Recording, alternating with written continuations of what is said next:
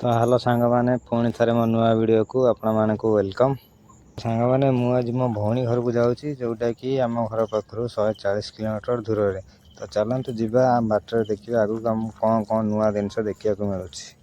ତ ସାଙ୍ଗମାନେ, ଆପଣମାନେ ଦେଖିପାରୁଥିବେ ଆମେ କୋଉଭଳିଆ ରାସ୍ତାରେ ଯାଉଛୁ। ତ ସାଙ୍ଗମାନେ, ଦି ସାଇଡ୍ କେବଳ ନିଛାଟିଆ ଜାଗା ହିଁ, ଖାଲି ବିଲ ଧାନ ଅଛି, ଆଉ ନହେଲେ କିଛି ନାହିଁ। ଦେଖିପାରୁଥିବେ ପୁରା ନିଛାଟିଆ ରାସ୍ତା।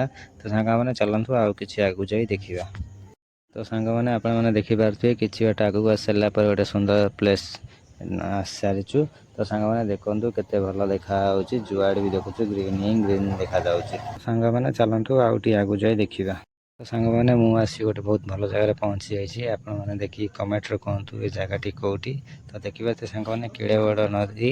ତ ସାଙ୍ଗମାନେ ଦେଖିପାରୁଥିବେ ନଦୀରେ କେତେ ପାଣି ଅଛି। ତ ପୋଲ ଉପରେ ଯେଉଁ ଥଣ୍ଡା ପବନ ବି ବାଜୁଛି ସାଙ୍ଗମାନେ। ତ ସାଙ୍ଗମାନେ, ଆପଣମାନେ ଯଦି ଜାଣିଛନ୍ତି ଏଇ ନଦୀଟି କେଉଁଠି, ଆପଣମାନେ କମେଣ୍ଟରେ କୁହନ୍ତୁ। ତ ସାଙ୍ଗମାନେ, ଆପଣମାନେ ଭିଡ଼ିଓ ଦେଖନ୍ତୁ ଆଉ ନଦୀର ଲାଭ ଉଠାନ୍ତୁ।